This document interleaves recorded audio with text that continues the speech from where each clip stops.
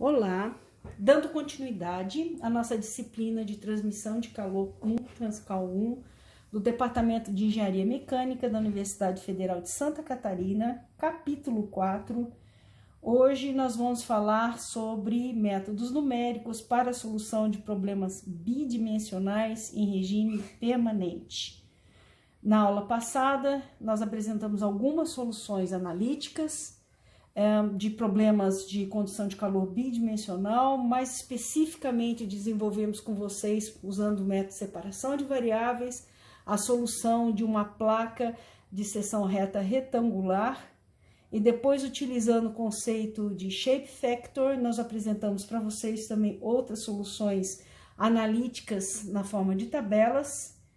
E hoje nós vamos estar resolvendo aquela mesma equação que nós resolvemos na aula passada, que é essa equação aqui, equação diferencial parcial, segunda ordem, coeficientes constantes, linear, portanto, e homogênea, tá? Lembrando que essa equação, ela aparece quando a gente considera que a condutividade térmica é constante, quando o nosso sólido não tem geração de energia e quando nós estamos em regime permanente. Métodos numéricos podem ser separados entre diferenças finitas e elementos finitos. Diferenças finitas foi o primeiro método que surgiu, ele é o método mais simples, bom para a gente fazer a introdução no tema, que é o objetivo do nosso curso a nível de graduação de engenharia mecânica.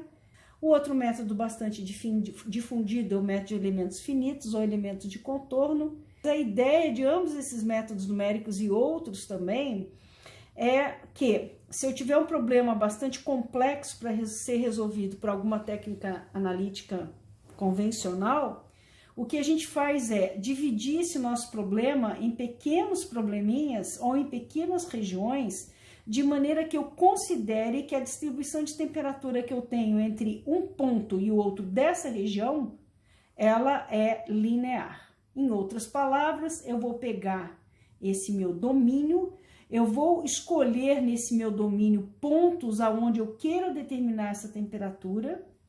Eu vou considerar que cada um desses pontos, eles representam uma região, de maneira que eu possa, por hipótese, dizer que essa temperatura nesse ponto, no centro dessa região, ou em algum ponto que caracterize aquela região, ela é a temperatura de toda a região, e que a distribuição que eu tenho entre este ponto e o ponto vizinho é linear. São essas hipóteses que a gente adota. Mesmo que eu tenha distribuições de temperatura que são altamente não lineares, se eu fizer uma escolha adequada desses pontos, ou seja, se eu dividir mais ainda o meu problema em menores regiões, essa hipótese de que a distribuição de temperatura entre um nó e seu vizinho seja linear, ela passa a ser uma hipótese bastante razoável.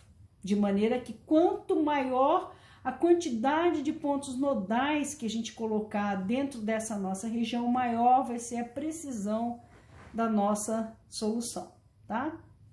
Então, em outras palavras, repetindo o que eu já falei, cada uma dessas temperaturas representa uma região, essa região em volta dela. O nó normalmente está localizado no centro de uma região, mas não necessariamente. Quando a gente estiver trabalhando com nós de contorno, vocês vão ver que este nó não vai estar nesse centro, tá?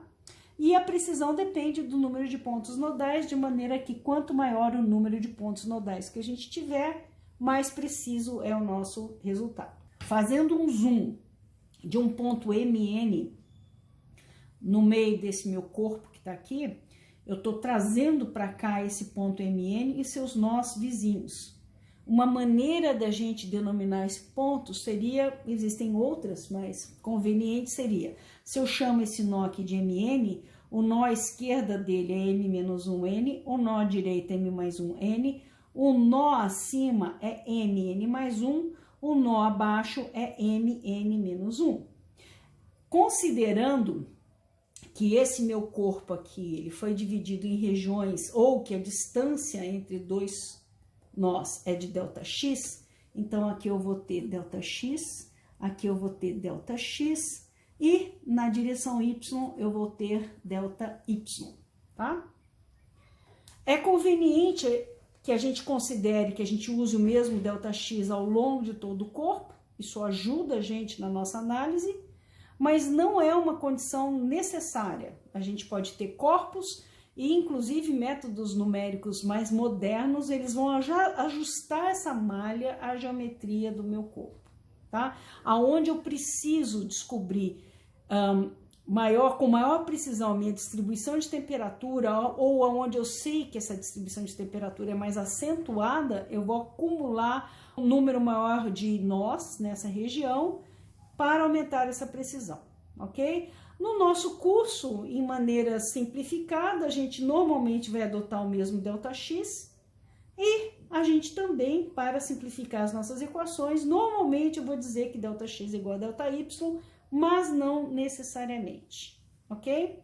Uma equação de diferenças finitas, então, para essa equação que está aqui, que é uma equação bidimensional, eu vou precisar representar del2t, delx2 em termos de uma equação de diferenças finitas. E eu vou fazer a seguinte aproximação. A derivada segunda em relação a x num ponto mn, que é esse ponto que está aqui, eu posso considerar como sendo a diferença entre a derivada primeira neste ponto aqui que eu estou chamando de m mais meio, que é na metade entre m mais 1, m mais meio n, del t, del x em m mais meio n, que é este ponto que está aqui, menos del t, del x em m menos meio n, que seria este ponto que está aqui, dividido por essa diferença aqui, se isso aqui é ΔX, isso aqui é ΔX, do meio até o meio, também vai ser ΔX. Isso aqui é uma aproximação de primeira ordem dessa diferença. A derivada segunda é uma diferença entre derivadas primeiras.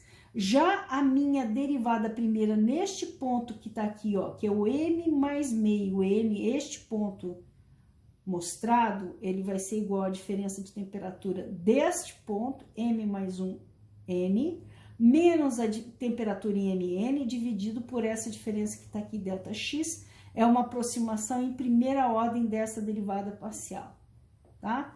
Da mesma forma que eu posso dizer que essa derivada parcial neste ponto aqui vai ser igual à diferença de temperatura de T de mn menos o T de m menos 1n dividido pela distância ΔX, que é exatamente o que está escrito aqui, ó.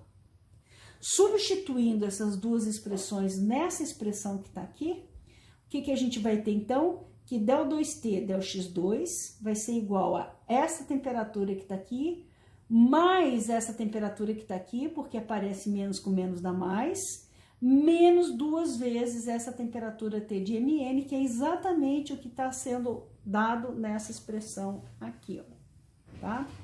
Da mesma forma, eu posso obter a equação de diferenças finitas na direção y, usando exatamente a mesma consideração. Então, eu vou ter que del2t, del y2 vai ser igual a temperatura neste ponto que está aqui, ó, T, n mais 1, mais a temperatura de m, n menos 1, menos duas vezes a temperatura de mn, dividido por esse delta y ao quadrado. Já tenho a minha discretização x, já tenho a minha discretização em y, eu vou substituir nessa expressão que está aqui, ó. E dessa forma, a gente vai obter a seguinte equação. Que T de m mais 1n, mais T de m menos 1n, menos duas vezes T de mn sobre ΔX quadrado, mais T de mn mais 1, mais T de mn menos 1, menos duas vezes T de mn dividido por ΔY ao quadrado, tudo isso aqui é igual a zero. Se por acaso eu pegar uma discretização onde o ΔX for igual a ΔY, então eu consigo colocar isso aqui tudo dentro de uma razão só, e esse ΔX vai passar multiplicando zero, ou seja, essa minha discretização vai sumir da minha equação. E o que a gente vai ter então? Essa temperatura mais essa, mais essa, mais essa que está aqui, menos 4 vezes o T de mn, ou seja, T de m mais 1n, que é essa temperatura à direita aqui, ó. T T de M menos 1 a N, essa é a temperatura esquerda no meu ponto MN. T de MN menos 1 embaixo. T de M mais 1 em cima. Menos 4 vezes a temperatura T de MN, 2 mais 2, 4, menos 4 é igual a 0.